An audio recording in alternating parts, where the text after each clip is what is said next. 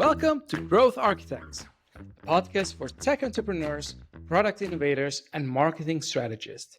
Whether you're searching for product market fit, exploring new growth channels, or trying to avoid common startup pitfall, this is where you'll find proven strategies to fuel your success. And now, let's get started. Hello, everyone, to a new episode of Design is Marketing. I'm your host, Federico, and my guest today is Ben from Remap. One of the reasons why I wanted to have Ben on the show is because the guys have managed to build a community in just 12 months of something more than 500,000 users. With him, we're going to dissect the journey of this company that managed to create a vibrant community around their proposition, about the revolution actually, and to package their offer into many different tiers. Ben, I'm pleased to have you here. Great. It's great to be here, Federico. Yeah, absolutely. So why don't we start by you telling more about yourself and what is it that you guys do at Remap? Yep. So I'm Ben and I am the co-founder and chief product officer at Remap. So what we do is help people develop mental fitness routines to achieve their goals. And we specialize in a technique called visualization, which is also known as mental rehearsal. It's a technique that's been used for decades by top athletes to perform at their best, by business leaders, and by therapists to help people with mental health struggles. But now we're bringing it to a wider audience to apply not just to these kind of niche areas, but across their lives. So it could be in their careers goals, it could be in their kind of personal life and fitness, or it could be in their relationships as well. And we do that through events and an online community. Amazing. And so what you described is that you really managed to create a movement of people around this proposition that you launched. How did you get the idea of Remap? So Remap started as a university project based on me and my co-founder's personal experience with mental health. So my co-founder, Maya, used visualization to help cure and manage ulcerative colitis, which is an irritable bowel disease. So she was in hospital a lot with that. Visualization helped her to be able to walk again. And then as she continued to learn it over the following decade, she's learned how to apply it for performance as well. Okay. And then my side is similar, but from starting with kind of social anxiety and depression to using my mind now to perform at my best and enjoy life a lot more. So that's how we kind of came up with something around mental health. And the big idea that we aligned on was that mental fitness should be as common as physical fitness. So it's not just for recovering from kind of mental ill health, it's about going towards performance as well. And so the big idea is that you can train your mind to perform at your best, not just when you're feeling stressed or anxious. Yeah. Wow. What's amazing about that is that you guys really managed to turn a personal story into the uniqueness of your company, right? And what I also appreciate about your company, knowing you guys a little bit, is that one of the changes that you have made is that you started with the idea that mental fitness is not mental health. So it's not about people feeling, sick with their mental condition, but it's really just about like wanting to perform at the top. And that's what you guys really promote. You have created a whole movement around that, and you have created a whole community around that. As we said, the community is now something more than 500,000 people.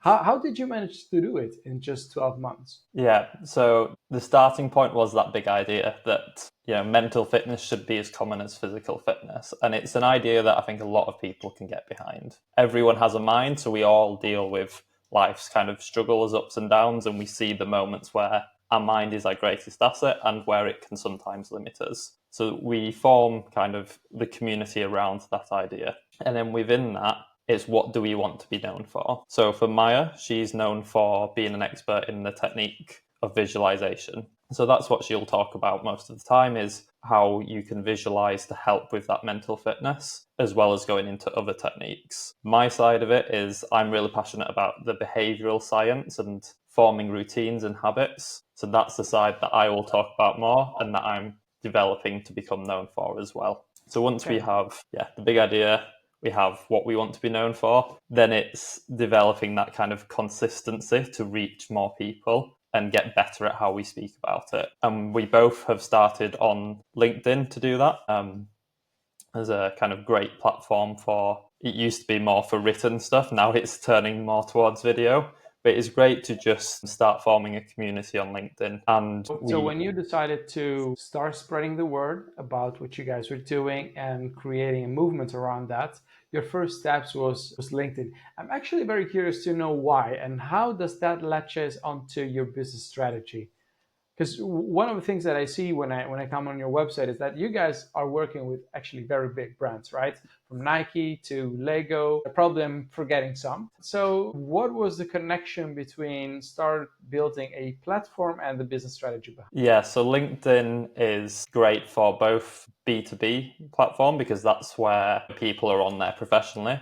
But a lot of our audience as well is people with career ambitions. So for consumers, it made sense for us to be on there as well. And that helps then because once you're kind of known in this professional space for being great at talking about mental fitness and people see your posts kind of going up in following, your follow count kind of going up, there's usually a few people from businesses that are looking for partnerships and just see you growing and growing over kind of a few months. And at some point, they might reach out to you, or if you've reached out to them, they might then get back in contact a few months later because they've seen that development. And that's actually how we formed a few partnerships. We reached out to people when we started growing in the early days, and then they reached back out to us a few months later and said, "Oh, I've seen that you've kind of continued on this growth. I'd love to chat." And that's Okay. a powerful thing you get with LinkedIn, I think. Okay, interesting. So it was really the consistency that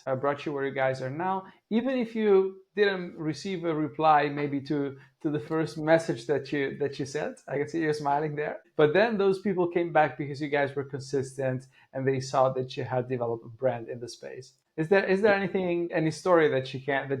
Yeah, so it's happened with which one can I share? So we had I just need to go Well, if you back and want, remember. without name, but just, well, you can say it was a large company. Yeah, so a large fitness brand that we really wanted to work with. We had reached out to them initially to run an event with them and do a collaboration. They hadn't replied, but then over kind of months posting later, and we'd kind of forgotten about that message. They then had seen like a few of our posts, and we were talking more about mental fitness and physical fitness and the comparison between them. And that resonated with them because that was what they were looking for. So they got back in touch with us and said, let's have a chat. And that actually led to us doing a collaborative event with them. And from that event, then we've gone on to work on bigger partnerships and how we can expand it. Those talks are kind of still ongoing now, so I can't really announce anything. But we can say that, that kind of consistency of posting helps people get back in touch because, the amount of cold outreach people get on LinkedIn is massive. So if they then come back to you but know you're interested in them, it is a much more powerful starting point. So what's often referred to as being top of mind, right? So Yes. that if you're constantly top of mind for people when eventually the occasion comes, you really make sure that you are the first person that they think of for that specific event or initiative that they're launching. Wow, Yeah. interesting. Another thing that I wanted to ask you is, so you guys have events, but if people come on your website, they can see that you are actually breaking down your offer into different steps, different offer that go from smaller to bigger. Can you tell us anything about that? How did you guys start? What was your first product, and what led you to offering this actually variety of products beyond the first one? Yeah, so we started out with just the events, which are hosted in person in London. Geographically restricted, you need to be able to get to London to come to an event. So the very quick next step after that was we had online recordings that people could buy and download. There was again like a low ticket offer, but it just meant we could start to engage our whole audience that wasn't near London. So that was the starting point. And with promoting that, it's a lot easier because when you have one thing to promote, you can just talk about that one thing and everything about it, and still be giving lots of value elsewhere in like other content. As we have grown the business, we've realized that the way we're growing, we need an ecosystem of products. So we have a few things that are kind of freebies. So free value we give away that helps people understand kind of where their mental fitness is at and gets a kind of taster of what it means to start training their mind. Then we have entry products, and they are now the kind of recordings that we were selling for people to download. And the events act as an entry product for a lot of people as well. And then now the core of what we do that has emerged out of speaking to customers is we have an online mental fitness community. And the big idea with that is it's about ongoing routine and implementation. So the same way you wouldn't go to a gym once and expect kind of 6-pack abs, you can't train your mind once and expect a mental 6-pack. And so, yeah, this community was a way to help people train on an ongoing basis. And let's get granular, right, with this, because I'm sure a lot of people are interested in dissecting your journey. So you guys were launching this initiative which was about mental fitness, and I assume that if you were telling people what mental fitness was a year ago or so, maybe most of them had an idea that was not necessarily in line with what you guys wanted to do. In parallel, you were launching your events. So how are you finding people to come to your event? How much, say, education did it have to go into that? What was really, like, the chicken and egg thing? What is it that you guys started with? Yeah, we started really with outcomes. And so whenever we spoke to people that came to events, and it still happens today, they're not sure what to expect. They think, is this going to be a yoga class? Are we going to be kind of on mats on the floor? Is it going to be like meditation in silence? Is it like a fitness class and we're going to, get a sweat on?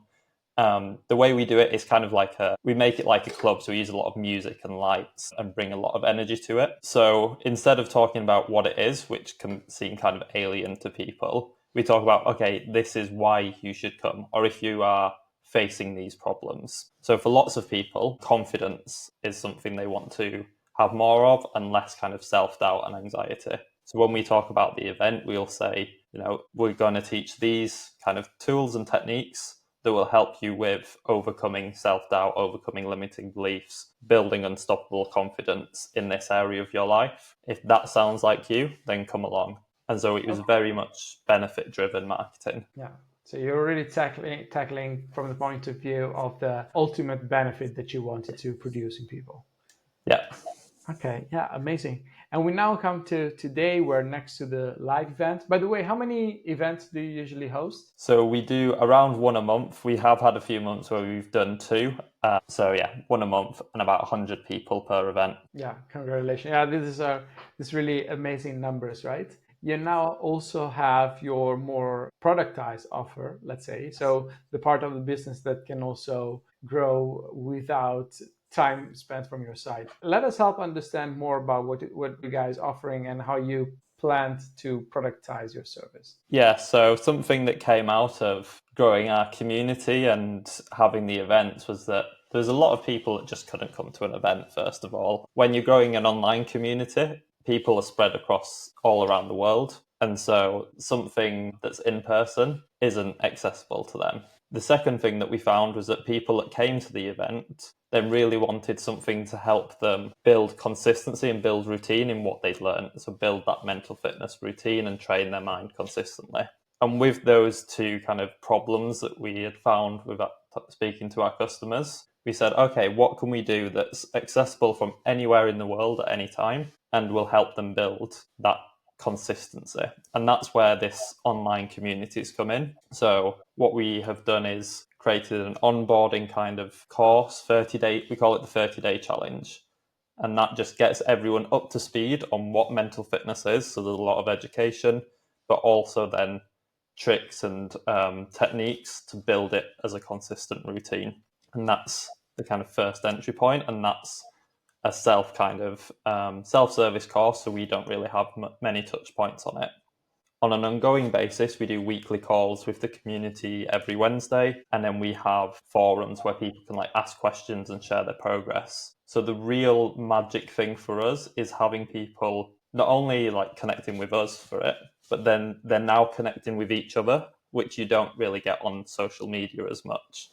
And when we talk about a community, it's not just lots of people connected to kind of one leading voice. It's people that form connections with each other. And that's the biggest thing that we enjoy and we're finding from this community, is that people are starting to meet others with this kind of shared interest in training their mind. Yeah, amazing. Well, a few days ago, I was having a conversation for the podcast with another creator, a very different industry, but I can really see a commonality there. They also created a very vibrant community around their initiative, which is more in the 3D printing space. And he said that the tipping point was really when he managed to have people contributing with each other, right? So people helping other people within the community. And that created such a spillover effect for the whole community, which is what caused them to really thrive in their space. And I'm hearing exactly the same thing from you today. So I would say that, well, this really sounds like one of the secrets for success when the community is not just bi-directional, you, community, community, you, but also eventually also people helping each other. Yeah, definitely. And I think the best way to do that is as soon as they join the community, for us, it's have them contribute straight away. So we have a space where people kind of introduce themselves, and we find that the people that do that one action then go on to be a lot more engaged and find better results from it. How do you ask them to do that? Do they upload like a video or? We give them a prompt and then it's text. So it's kind of like a post that you would see Okay. on social media, but within our own community. Okay. And where do you host your community? We use a third-party platform called Mighty Networks. Okay. Oh, maybe interesting to check it out. My Network. Didn't know of this one. Okay, yeah, cool, interesting. So the community is really like the sticky engine, so to say, that drives the engagement behind what you guys are doing. Okay, yeah, that sounds amazing. And so one of the reasons why I know you is because I helped you guys to redesign your website, right? And really create a space within your website for each one of your offers. One of the things that has proven very powerful was the creation of something like a low barrier offer for people that first visit your website.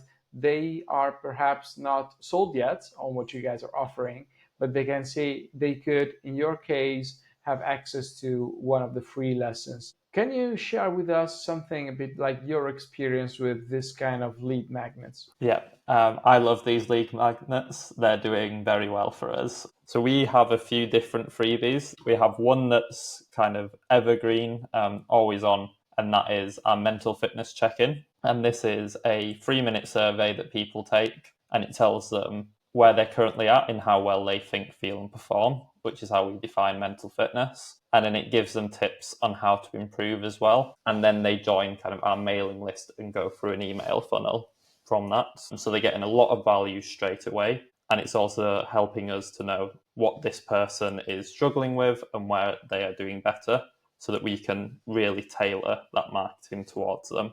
So that's our evergreen one and has a lot of options for personalization. But then we also do kind of freebie kind of campaigns. So we will give away a cheat sheet that's around how to visualize or the different types of visualization. And that's just a free PDF download. But from promoting that, we could get, say, 1,000 people to download it. And that then grows to grow our mailing list and lead generation. We also do another high value one, which is we give away guided visualization recordings, 4 or 5 minute recordings that give people a taste of what we do so they can see kind of the quality of our work. But again, it puts them into an email funnel. And that just means that we can give them a kind of controlled, structured narrative that builds up to a sale. Because on social media, it's great, but you don't know which posts each person is seeing. With an email campaign, you can control that process a lot more and measure it a lot better as well. Yeah, so the moment in which you have the email address from people, that means that you're also more in control of the communication and the interaction that you guys have with that person. One of the things that I really like is that, yeah, indeed, you don't have just one lead magnet, but more than one, or freebie as you want. And they all seem to tackle kind of like different angles. So one is more like curiosity based. What did you like? You self-assess yourself, right? Is it like a ranking thing? Yeah, so you get a score in how well you think, how well you feel, how well you perform, and that's like a percentage. So out of 100, And in each of those areas, based on your answers, we'll say, this is where you're good, this is how you can improve. So there's a lot of value because there's stuff people can improve on without buying our services. But of course, we've designed our services to help with these things. So if they need that extra support, then we're there for them. Got it. And do you drive paid traffic to these lead magnets, or do you do it just organically? Everything we do so far is organic. So the next stage for us is looking at paid social. So far, it's all organic. Okay, wow, that's amazing. And you managed to collect all these thousands of leads in just an organic way. Yeah. So I think everyone loves a freebie, and when you make it a really kind of attractive ask, and it's clear what people are getting from it, then yeah, they're great things to have for anyone, I believe. Yeah, that's amazing. It has been so far a brilliant conversation, Ben. What I heard from you is a story behind a personal learning that you guys managed to turn into a company with really brilliant execution.